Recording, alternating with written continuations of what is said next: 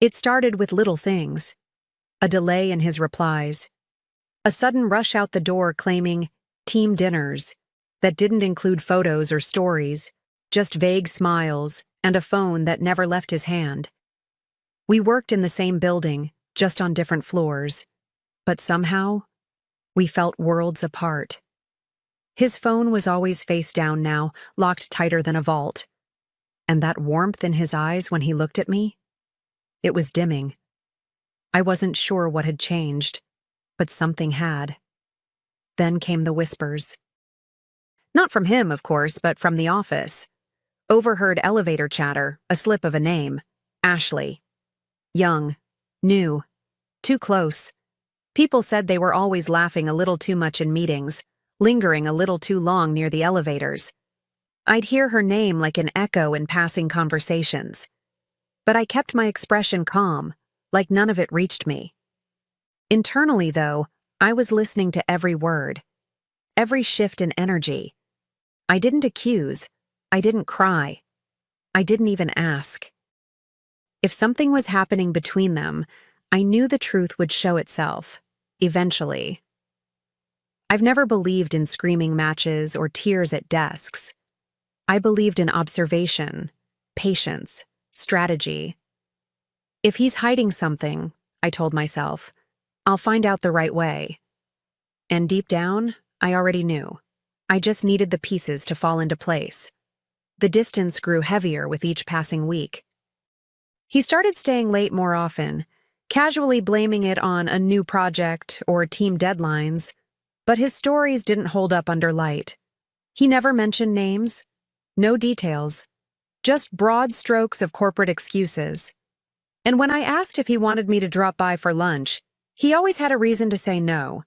The excuses were polished, too polished, like someone rehearsing a script they no longer believed in.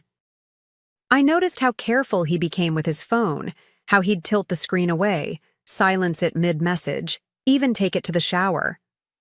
The same man who once left his inbox wide open on our couch now guarded every notification like it held state secrets.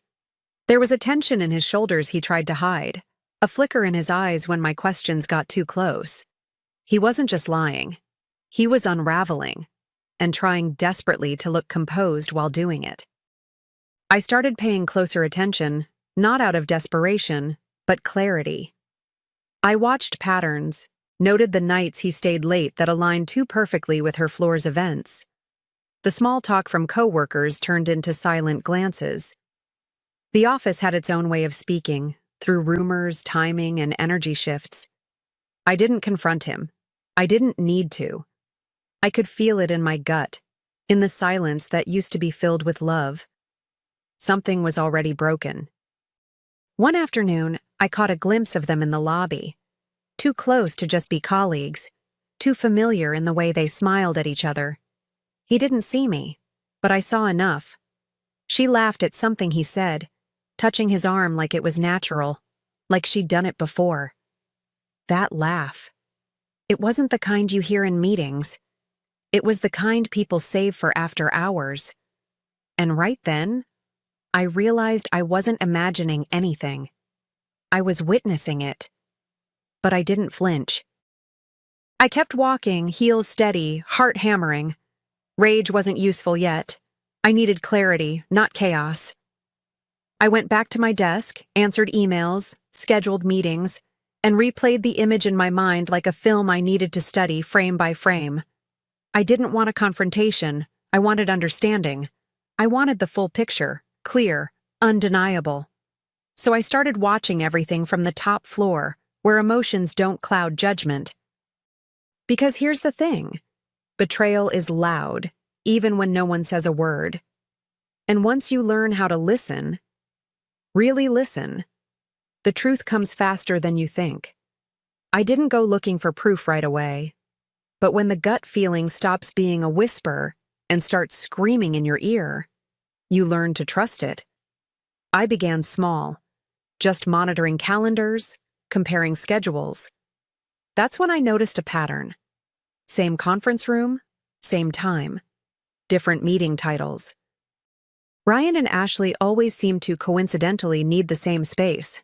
Not once. Not twice. Enough to feel deliberate. It was almost insulting how sloppy they were. I checked our internal message system, saw innocuous exchanges with suspicious timestamps. And then came the Instagram stories, Ashley's little breadcrumbs, blurry wine glasses, dim lighting, a hotel bar I recognized from a company retreat. She never tagged anyone, but the clues were all there. One night, she posted a quick shot of a city view. That same evening, Ryan texted he was stuck in traffic. The skyline matched. I didn't even have to zoom in to know he was lying. But the confirmation came quietly, wrapped in something so ordinary it felt surreal. Netflix. We still shared an account. At 9:47 p.m., a device pinged from a hotel across town. Some romantic comedy autoplaying. I wasn't the one watching. That's when the ache hit hard, not just the betrayal, but the insult of it. He was comfortable enough to use our shared logins in a hotel with someone else. And that, somehow, was what made it real.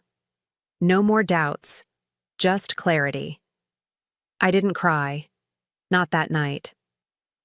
I sat in bed with my laptop on my knees, staring at the continue watching row like it had betrayed me too.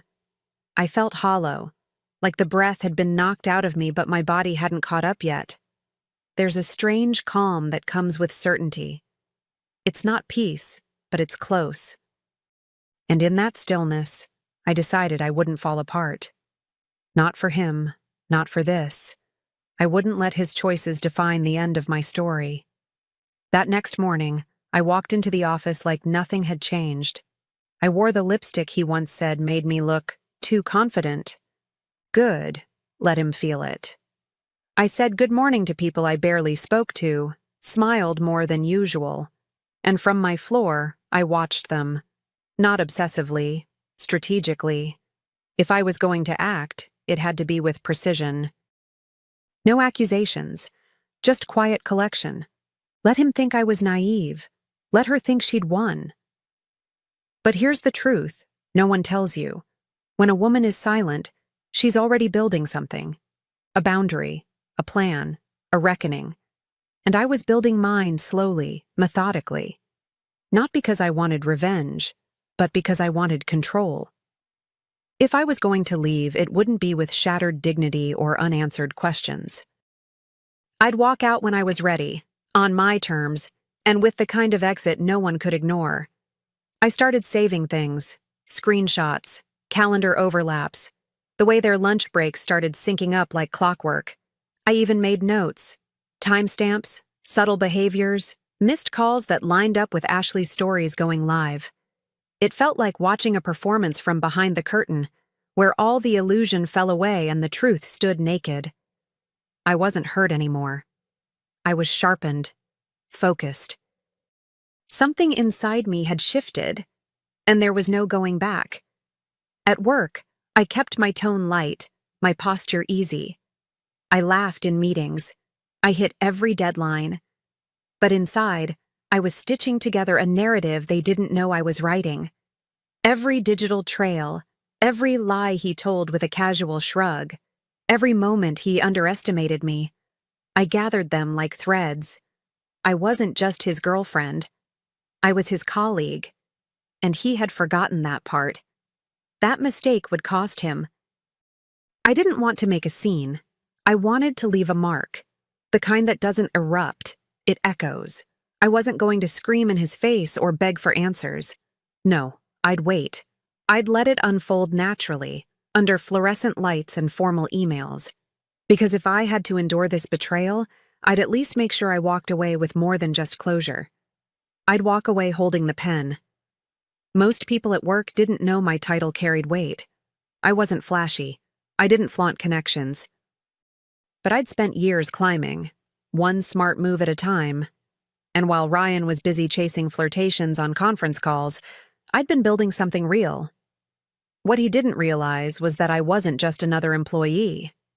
I was 2 doors away from the VP of HR, someone who'd seen my work, trusted my instincts, and who didn't take policy violations lightly.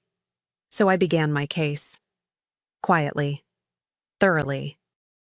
I gathered everything: time-stamped emails, calendar overlaps, building access logs that showed them leaving together long after hours. I even included witness statements, colleagues who'd seen the two of them grabbing drinks, ducking out of company events early, sharing private jokes in team settings. I wasn't bitter, I was deliberate. Every piece of information had to be irrefutable, professional, clean. Let the facts speak for themselves. Then I found something even bigger. Ashley was referred by Ryan. At first, it looked harmless, just a name on a referral line. But when I checked our internal policy, it was crystal clear. Romantic involvement with a referred hire without disclosure, violation, favoritism, grounds for disciplinary action. Suddenly, this wasn't just personal, it was corporate. He hadn't just broken my trust, he'd broken the rules. And that gave me leverage, the kind that couldn't be ignored. I didn't rush. Timing mattered. Emotion couldn't bleed into this. It had to look clinical by the book. I drafted the report with precision, organizing everything like a lawyer preparing for trial. I attached the emails, the access logs, screenshots of internal chats. Even the hotel Netflix login, absurd as it was, had a place in the appendix. I didn't write accusations. I wrote observations, patterns, inconsistencies. And I let the story build itself through evidence. I knew how these things worked. HR doesn't act on rumors, they act on documentation, and mine was airtight. But the beauty of it all? I never had to raise my voice, not once. While Ryan thought he was getting away with it, I was already 5 steps ahead, drafting a future where I didn't just walk away, I walked taller. This wasn't about revenge anymore. It was about restoring something he tried to take from me, my dignity. I walked into the VP's office one morning with a folder in hand and a calm smile. She greeted me like always, warm, professional. She didn't expect what I handed her. I said it simply. I thought you should be aware of this. No drama, no trembling voice, just facts. She nodded once, opened the folder, and began to read. I didn't stay to explain. I didn't need to. I knew I'd said enough, and now it was her turn to act. That afternoon, I returned to my desk like it was any other day. I answered emails, signed off on reports, joined a video call with a client in London. But under it all, there was a pulse, a quiet satisfaction humming beneath my calm exterior. No one knew what had just been set in motion. Not Ryan, not Ashley. They were still laughing 2 floors below me, unaware that the ground was shifting under their feet. I watched the office like a strategist surveys a battlefield. HR worked quietly, always has. There'd be no public spectacle, no dramatic outbursts. Just polite calendar invites and private conference room doors closing with soft clicks. That's how it's done. And when it starts, it's fast. I knew that. I also knew I wouldn't be informed of every step, but I didn't need to be. I'd already done my part. The machinery was running now, and so I waited. Not with tension, but with certainty. This was no longer a guessing game, no more gut feelings or half-truths. This was a process, professional, precise. And soon, the consequences would catch up. Not just with Ryan, but with the version of him that thought I was too soft, too trusting, too blind to notice what was happening right under my nose. It started quietly, just like I expected. A few closed-door meetings, some nervous glances. The air in the office changed. You could feel it, even if no one said a word. HR doesn't move until they're ready, and when they do, it's swift. I saw the first signs in Ryan's posture. Shoulders stiff, jaw tight. He wasn't joking around with his team that morning. He barely looked up from his screen. Something had reached him, and it rattled him. Later that day, he was called in. The email landed like any other, but I recognized the sender. I'd sat in that same office with that same HR lead for entirely different reasons. Promotion reviews, strategy sessions. Ryan, though, walked in with the energy of a man who knew he'd been caught but was still hoping it might all blow over. I didn't watch him go. I didn't need to. But I knew the moment the interview began. Everything slowed. Then came Ashley. She looked surprised, unprepared. Security met her before she reached the HR floor. Not loud, not cruel, just firm, professional, final. She was escorted out before lunch. No announcement, just absence, a desk left in limbo, and no one dared ask why. The silence was louder than any office gossip. Ryan came out an hour later looking smaller somehow, like his suit didn't quite fit him anymore. By the time the news reached the rest of the office, it had already lost its shock. No one was surprised. That's the thing about secrets. They leak long before they're exposed. People whispered behind their coffee cups, pretending to be shocked, but I saw the knowing in their eyes. They'd noticed too. The flirtations, the late meetings, the slip-ups. No one said my name, but they all looked at me differently now, with a quiet respect. Ryan wasn't fired, not officially. But he might as well have been. His title was stripped, his projects reassigned, his calendar cleared. The access badge that once opened half the building was reprogrammed to a single wing. He no longer sat in executive briefings. No more travel. No more clients. Just spreadsheets and damage control. He kept his head down. He didn't come near me. And honestly, that silence was louder than any apology he could have offered. I walked past his desk that afternoon. He didn't look up, but I saw his screen, an empty inbox blinking, no new meetings scheduled. I smiled softly to myself, not out of cruelty, but because something had finally shifted back into balance. There's a power in knowing you didn't have to raise your voice to be heard. That sometimes consequences arrive not with fireworks, but with quiet, irreversible decisions made behind polished office doors. I returned to my desk with a fresh coffee and a calm heart. No one said a word, but I could feel their eyes. Not with pity. No, that moment had passed. What they saw now was control, composure. I answered emails, sent off a quarterly report, even laughed on a call with a longtime client. My world hadn't ended. It had recalibrated. And the best part? I hadn't stepped out of line once. I'd played by the rules. He hadn't.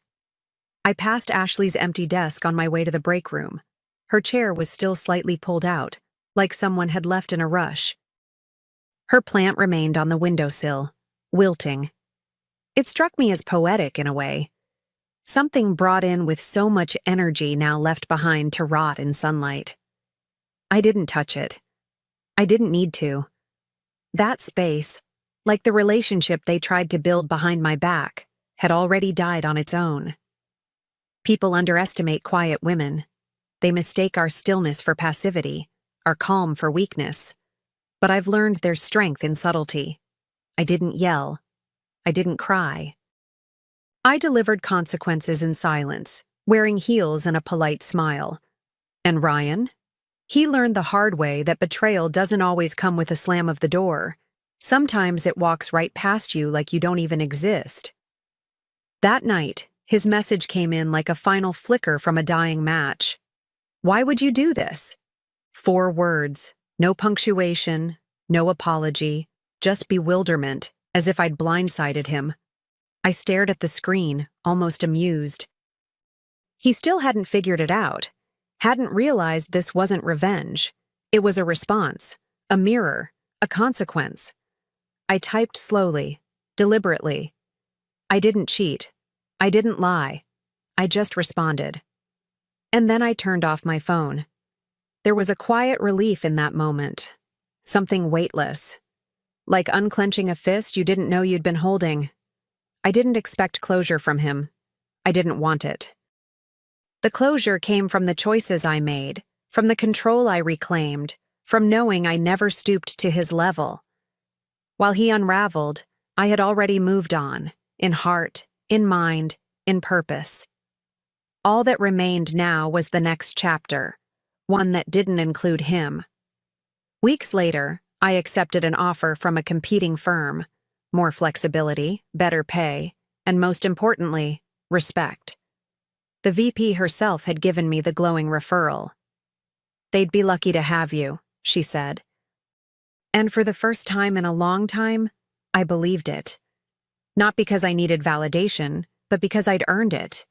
I'd survived a betrayal, yes. But more than that, I'd proven something to myself. That I could rise, even when someone tried to pull me under. On my last day at the company, I took one final walk through the building. Not out of nostalgia, but as a quiet goodbye to the version of me who used to shrink herself. I passed familiar desks, nodded to old teammates, held the door open for someone who never learned my name. I wasn't sad. I wasn't bitter. I was ready. This place had been part of my story, but it wasn't where it ended. I was choosing what came next. As I stepped outside, the air felt different. Cleaner somehow. Lighter. I paused at the edge of the plaza, glancing back one last time.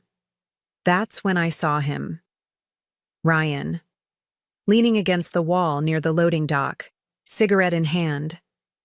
He looked tired, hollow. There was a slump to his shoulders I didn't recognize. Stress clung to him like smoke. For a second, he looked up, our eyes met. And I saw something I hadn't seen in months. Regret. I didn't stop. I didn't wave. I didn't say a word. I just gave him a polite smile, the kind you offer a stranger on a train. And then I walked on. Not because I was trying to be cruel, but because I had nothing left to say. He'd already heard everything he needed to hear the day his world began to crack from the inside. I wasn't his lesson. I was just the result of his choices catching up. As I walked away, the wind picked up, carrying the faintest trace of my perfume, the one he used to call irresistible. I wore it deliberately that day, not for him, but for me. It reminded me of who I was before all the lies. A scent tied to dinners where we used to laugh, to mornings when I still believed his promises. Funny how something so soft could carry so much strength. He inhaled, and I knew he recognized it. That was enough. I didn't need revenge. I needed release. And I had it. I had my peace, my new job, my pride intact. While he remained behind, trying to pick up the pieces of the mess he created, I was already miles ahead. Not in distance, but in growth, in freedom, in clarity. This wasn't just the end of a relationship. It was the end of who I used to be when I accepted less than I deserved. And as I disappeared into the city crowd, head high, heels clicking like punctuation marks on the pavement, I realized something. You don't always need to burn bridges. Sometimes the best response is to rebuild a new path so strong, so radiant, that they have no choice but to watch you walk it, without them. "I've decided to start a new chapter without you," Gerald announced, tapping his crystal champagne flute with a silver spoon. His words cut through the wedding reception like a knife, silencing the room of 200 guests instantly. I sat frozen, watching my husband of 35 years smiling down at me from the head table. Behind him, our son Jason and his new bride Vanessa stared in shocked silence. To my right, Cynthia Preston, Gerald's executive assistant, attempted to hide a victorious smirk behind her napkin. My name is Eleanor Briggs, and at 60 years old, I never imagined my husband would choose our son's wedding reception to announce he was leaving me. The ballroom at the Grand Pavilion Hotel in Nashville suddenly felt airless, as if every molecule of oxygen had been sucked out by Gerald's words. My hands trembled slightly, but I refused to crumble. The weight of hundreds of eyes pressed upon me, family, friends, colleagues, all waiting for my reaction, for the inevitable breakdown. The silence stretched on for what felt like eternity, though it was probably only seconds. With steady hands, I raised my glass, meeting Gerald's eyes directly. To new beginnings for us both, I said, my voice clear and unwavering. Then I took a careful sip of champagne. A few nervous laughs and whispers rippled through the crowd. Gerald's confident smile faltered slightly. He'd expected tears, screaming perhaps, or a humiliated retreat. My calmness clearly unsettled him. I rose from my chair with deliberate grace, smoothed the silver silk of my mother-of-the-groom dress, and walked over to Gerald's place setting. From my evening bag, I withdrew a sealed manila envelope and placed it beside his half-eaten slice of wedding cake. "You'll want to review this privately," I said quietly, for his ears only. "Though I suspect privacy will soon be in short supply for you." His eyebrows furrowed in confusion as I turned away. I made my way to Jason and Vanessa, kissed them both on the cheek, and whispered, "I'm sorry about this. I love you both. Please enjoy your evening. This changes nothing about how proud I am of you." With that, I walked out of the ballroom, head held high. Only when I reached the quiet sanctuary of the hotel elevator did I allow myself to exhale fully. Inside my purse, my phone vibrated. It was a text from my attorney confirming that everything was in motion. "It's done," the message read. "Board notification complete. Divorce petition filed tomorrow morning." As the elevator doors closed, I caught a glimpse of my reflection in the polished brass. I looked different somehow, older perhaps, but also lighter, as if a burden I'd carried for years had finally been set down. I'd spent decades being Gerald Briggs's wife, the elegant, supportive partner who had transformed him from an ambitious middle manager into the CEO of Tarnwood and Vale, one of Tennessee's most prestigious investment firms. I had organized charity events, hosted dinner parties for clients, and cultivated the perfect image of corporate success, all while raising our 2 children and burying my own aspirations. In the beginning, we truly were partners. We'd met at university, he studying business while I pursued art history. We had dreams of building a life where both our careers would flourish. But one opportunity after another pulled us toward his path, and somewhere along the way, my dreams became footnotes to his success story. "Just until Jason starts school," Gerald would say. "Just until this promotion comes through. Just until we're more established." The temporary sacrifices became permanent, and I found myself transformed into the perfect corporate wife. A role I played with such conviction that I sometimes forgot it wasn't what I'd chosen. 6 months ago, I had gone to Gerald's office to surprise him with lunch on his birthday. His secretary looked flustered when I arrived. "He's in a meeting," she stammered. "Very important. Can't be disturbed." I should have recognized the signs. The late nights, the weekend emergency meetings, the sudden business trips to Bermuda and Lake Tahoe. But I trusted him, or perhaps I'd just grown comfortable with our arrangement. The truth found me anyway, in the form of a misplaced credit card statement showing duplicate hotel charges and jewelry purchases that had never made their way to my wrists or ears. Rather than confronting him immediately, I began paying attention. I noticed how Gerald's eyes lingered on Cynthia during company parties, how they arrived separately, but within minutes of each other to morning meetings, how his hand would brush against hers when they thought no one was looking. When I suggested therapy, Gerald dismissed the idea. "We're fine, Eleanor. We're just in different phases of life. You're overthinking things." 2 weeks before Jason's wedding, I found emails. Explicit messages between Gerald and Cynthia discussing their future together, after he'd finally broken free from his marriage. They had planned a life together, and according to their timeline, he would tell me after Jason's wedding. Apparently, Gerald had decided to expedite things. What Gerald didn't know was that I'd discovered far more than just their affair. Working with my brother Robert, a forensic accountant, I had uncovered years of financial impropriety. Company funds diverted to personal expenses, hidden accounts, fabricated business trips that were actually romantic getaways with Cynthia. All meticulously documented in the envelope I'd left for him. He did what? My daughter Catherine's voice cracked over the phone. It was just past midnight, and I was in the hotel suite I'd booked separate from Gerald's. A decision that now seemed prescient rather than just practical for wedding preparations. Announced he was leaving me during the toast. My voice sounded strange to my own ears. Oddly calm, almost clinical. Mom, I'm coming over right now. Are you okay? Are you alone? The panic in her voice made me realize how I must sound. I'm fine, sweetheart. Really. Please don't leave Thomas and the babies. I'm not alone.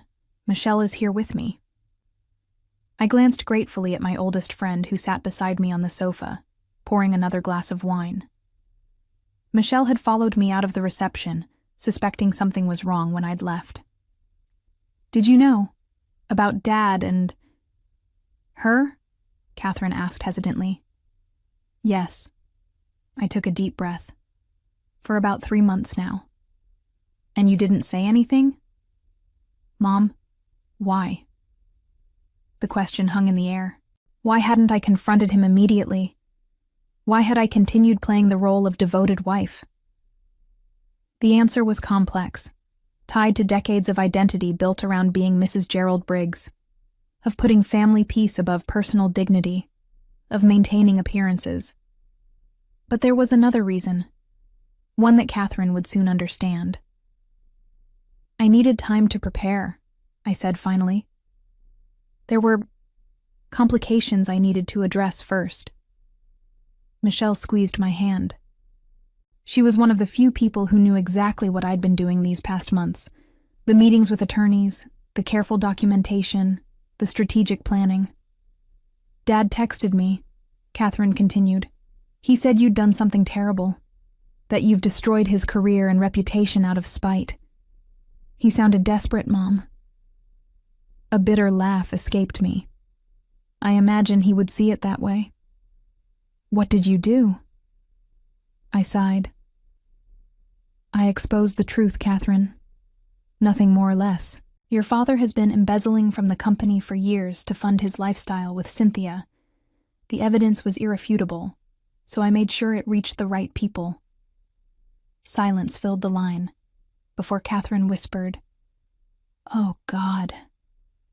I'm sorry you're caught in this mess, darling. I truly wanted to spare you and Jason as much as possible. Don't apologize, Mom. You're not the one who should be sorry. Her voice hardened. I just can't believe he would announce it like that, at Jason's wedding of all places. What a selfish, cruel thing to do. The sound of a baby crying came through the phone. I have to go, Catherine said. Henry's awake, but I'm coming to see you tomorrow, okay? No arguments. After we hung up, Michelle poured me another glass of wine.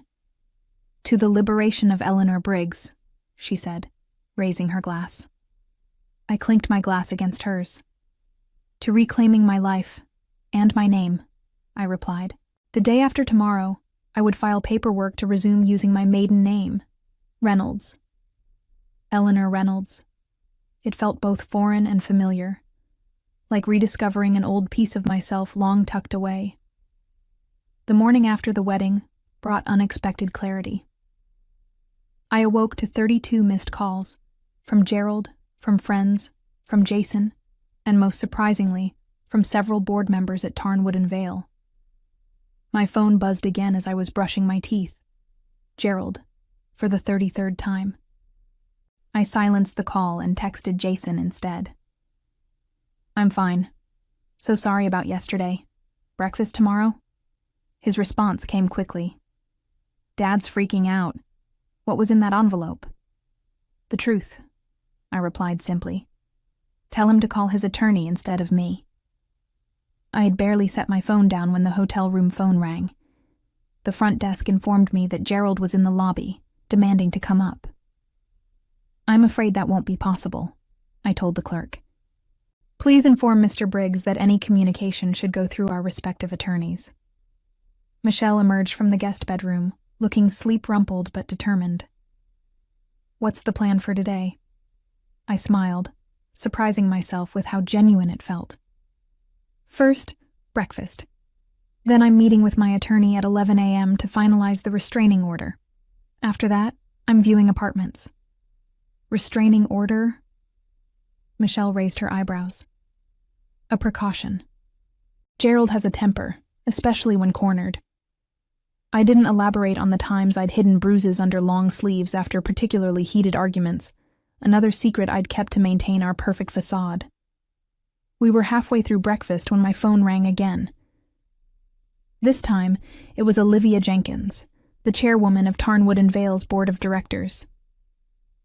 "Eleanor, we need to talk," she said without preamble. "The board has called an emergency meeting for this afternoon. The allegations against Gerald are, well, frankly, they're explosive. We're bringing in outside auditors, but what we've seen already is deeply concerning." "I understand," I replied. "Thank you for the update."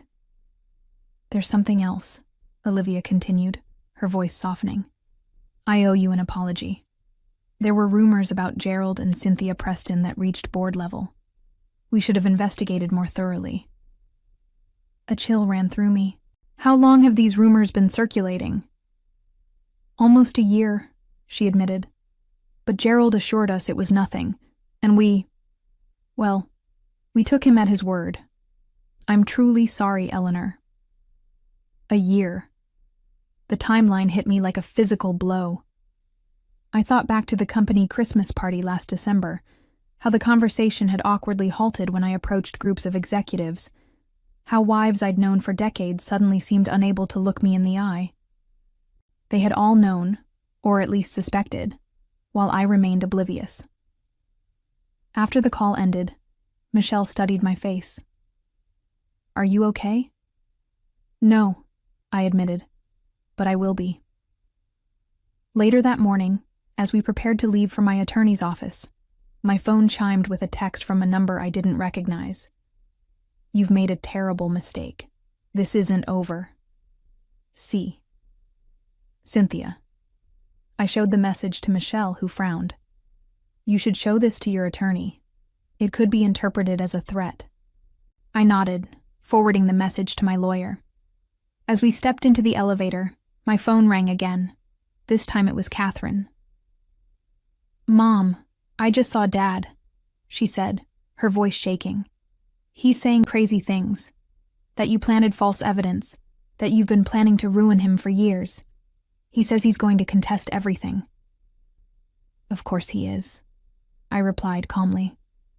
"Let him try." "He said something else too," Catherine continued hesitantly. "About someone named Victor Salazar. He claims you've been working with him to set Dad up." "Who is that, Mom?" The name landed like a thunderbolt. Victor Salazar had been Gerald's business partner years ago, before Gerald orchestrated his ouster from the company. Victor had lost everything, his reputation, his home, nearly his family. He'd been trying to expose Gerald's fraudulent practices for years, but without proof, his accusations seemed like the bitter ramblings of a disgruntled ex-partner. "An old friend," I said carefully, "and perhaps the only person who knew Gerald better than I did." Victor Salazar sat across from me at a quiet cafe in East Nashville, far from the corporate high-rises and country clubs where Gerald might have connections.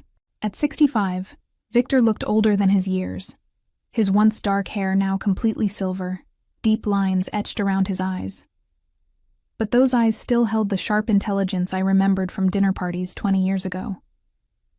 "I never thought you'd actually do it," he said, sliding a flash drive across the table. "I've been adding to this for 15 years. Every suspicious transaction, every shell company, every falsified expense report. When your brother contacted me, I almost didn't believe it. 3 months ago, when I'd first discovered Gerald's affair, my brother Robert had suggested contacting Victor. If anyone knows where the financial bodies are buried, it's Salazar, he'd said. The meeting had been arranged with extreme caution, through encrypted emails and burner phones, precautions that had seemed excessive until I understood the full extent of Gerald's activities. "The board called an emergency meeting today," I told Victor. "Olivia Jenkins said they're bringing in outside auditors. A grim smile crossed Victor's face. Jenkins is thorough. They'll find everything: the diverted client funds, the phantom consulting fees, the offshore accounts. Gerald's been sloppy these past few years, especially with Cynthia. He thought he was untouchable. And the evidence I submitted, is it enough? Victor nodded. More than enough for civil charges. Criminal prosecution depends on how the board wants to handle it. Some companies prefer to handle these matters quietly to avoid shareholder panic. I took a sip of my coffee, considering this. What about you, Victor? After all this time, will you get any vindication? Watching Gerald fall is vindication enough. He leaned forward. But you should know, Gerald's already trying to discredit you. He's telling people you fabricated evidence, that you and I conspired against him out of revenge. Let him try, I said with more confidence than I felt. The numbers don't lie. As if summoned by our conversation, my phone lit up with a text from my attorney. Gerald's lawyer requesting emergency meeting. Claims evidence was obtained illegally. Wants to negotiate before board concludes investigation. I showed Victor the message. He shook his head. Classic Gerald, trying to cut a deal before the full extent of his actions comes to light. Should I meet with them? Absolutely not. Let the investigation run its course. Victor hesitated, then added, There's something else you should know. The photos in that envelope, of Gerald and Cynthia at the beach house in Hilton Head. I wasn't the one who took them. I frowned. What do you mean? My brother said you'd arranged for a private investigator. I did, Victor confirmed. But by the time my guy arrived, someone else was already photographing them. Whoever it was, they were very professional, very discreet. I assumed your brother had hired another investigator as backup. A chill ran down my spine. If Robert hadn't hired another investigator, and Victor hadn't, who had taken those photographs? Before I could process this new information, my phone rang. It was Jason. Mom, he said, his voice tight with tension. Dad just showed up at our hotel. He's demanding to talk to you. Says he knows you and Victor Salazar are trying to frame him. There was a pause. Is that true? Are you working with Salazar? Jason, it's complicated. Is it true? He insisted. Yes, I admitted. Victor has been helping me gather evidence. God, Mom. Dad's saying you two planned this for years, that you've been involved. Please tell me that's not true. The accusation stung, even as I recognized it as a desperate attempt by Gerald to shift blame. Of course it's not true. I only contacted Victor after I discovered your father's affair. So you've had this planned since before the wedding? The hurt in Jason's voice was palpable. You let me go through with it knowing you were about to destroy our family? I closed my eyes, the weight of his judgment pressing down on me. I never meant for any of this to happen at your wedding. That was your father's choice, not mine. The board meeting lasted 6 hours. I wasn't present, of course, but Olivia Jenkins called me afterward, her voice heavy with a mixture of anger and regret. Gerald has been suspended pending further investigation, she informed me. The preliminary audit confirmed most of the allegations. The board has voted to cooperate fully with authorities. Thank you for letting me know, I said. There's more, Olivia continued. We've frozen several accounts, including the joint personal accounts you share with Gerald. I'm sorry, Eleanor, but it's standard procedure in cases like this. My heart sank. I had anticipated this possibility and had already moved some funds to a separate account, but most of our assets remained tied up in joint accounts and investments. I understand, I replied, though the reality of my new financial situation was only beginning to sink in. For what it's worth, Olivia added softly. I've known Gerald for 20 years, and I never suspected this level of, well, betrayal doesn't seem adequate, both professionally and personally. After the call ended, I sat in my hotel room, staring at the wall. The past 48 hours felt surreal, as if I were watching someone else's life unravel. My lawyer had advised me to remain in Nashville until the initial legal proceedings were underway, but the hotel was becoming increasingly uncomfortable. Gerald had attempted to enter my room twice more, forcing management to post security in the hallway. A knock at the door startled me. "Mom? It's Catherine." I opened the door to find not only Catherine but Jason as well, both looking exhausted and conflicted. "We needed to see you," Catherine said, stepping inside, "to hear your side directly." Jason followed, his expression guarded. "Dad's saying some pretty wild things, about you and Victor Salazar conspiring for years, about you setting him up." I gestured for them to sit. "I imagine he is. Your father is desperate right now." "So it's not true," Jason pressed. "I only contacted Victor 3 months ago, after discovering your father's affair with Cynthia. Victor had evidence of financial misconduct that I didn't have access to. That's the extent of our conspiracy," I explained. Catherine leaned forward. "Why didn't you just confront Dad when you found out about the affair? Why go through all this?" "Investigation."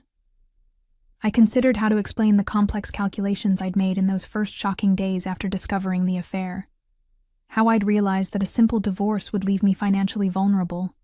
How Gerald would likely use his position and connections to control the narrative and minimize any settlement. "Because your father wouldn't have faced any real consequences," I said finally.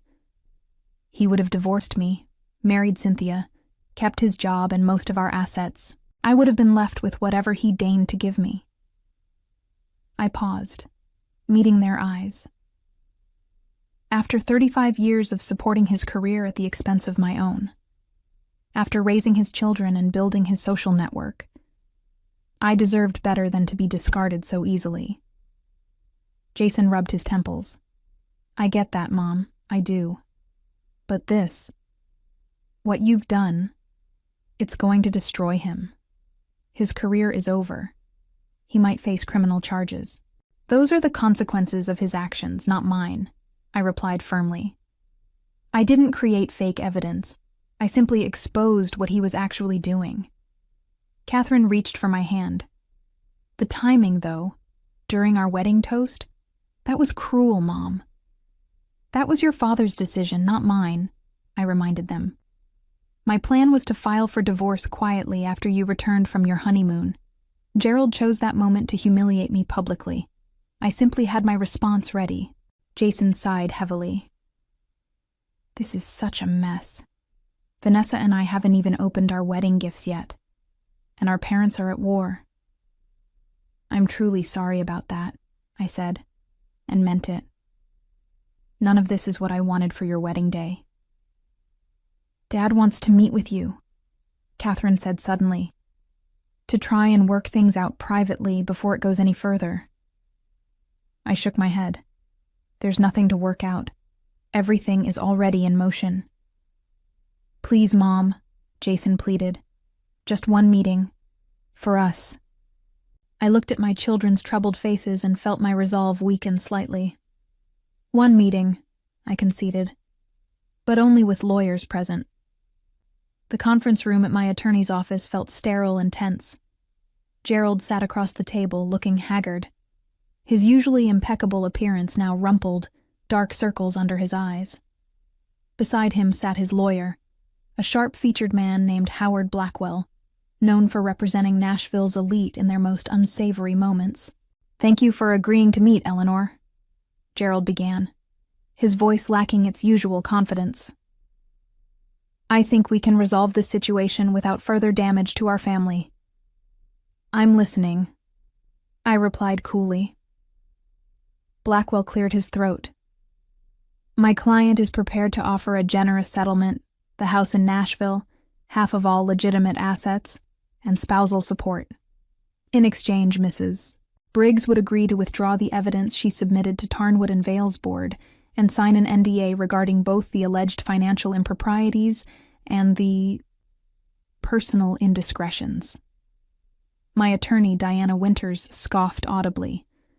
My client doesn't control the board's investigation, which is already well underway.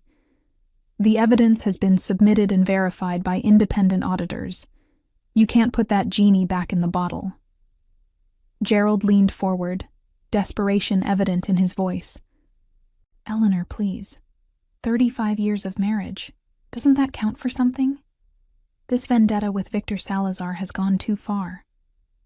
This isn't about Victor, I said quietly. This is about you stealing from your company to finance your affair, Gerald. About you lying to me for years. About you choosing to humiliate me at our son's wedding. I made a mistake with the timing, he admitted, not meeting my eyes. I was wrong to do it that way. A mistake? I repeated incredulously.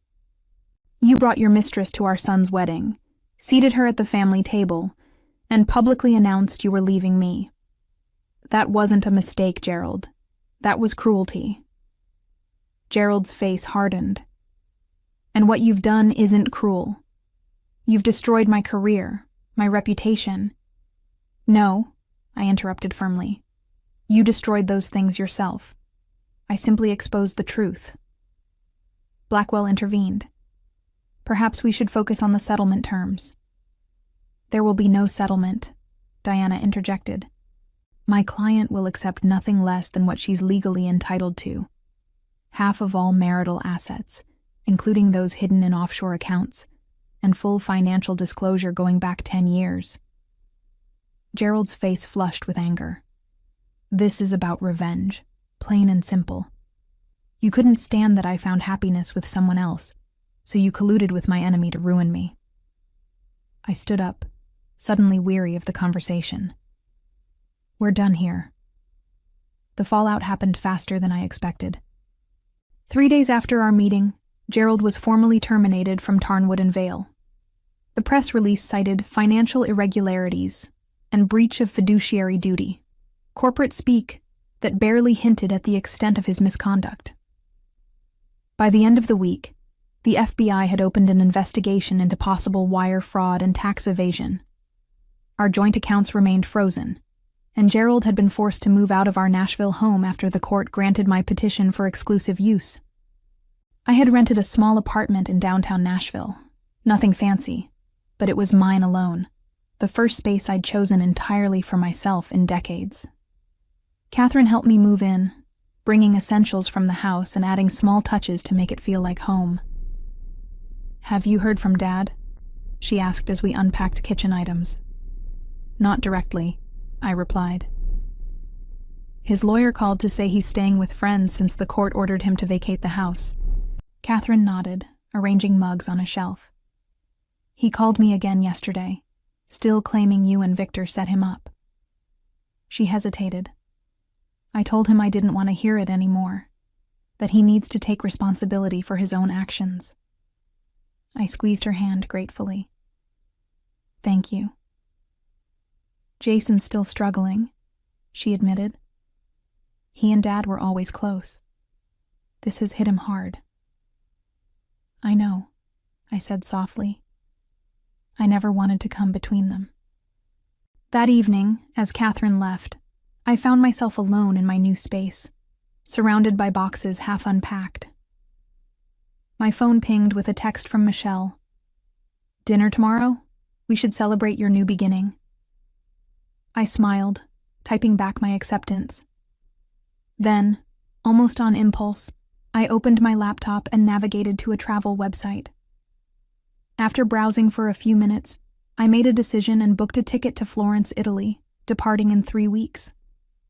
I had always wanted to see the art I'd studied in my university days, before life took me in a different direction. On the kitchen counter lay the paperwork for legally reclaiming my maiden name.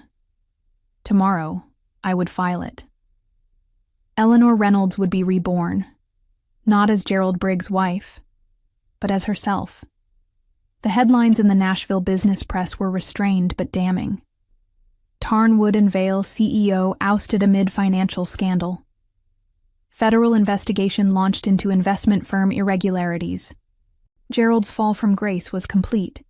his carefully crafted image of success and integrity shattered beyond repair. As I navigated life after Gerald, I found myself rediscovering passions long set aside. I enrolled in an art history course at the local university, joined a book club, and began volunteering at the City Art Museum. Each step felt both terrifying and exhilarating, a reclamation of the self I'd nearly forgotten.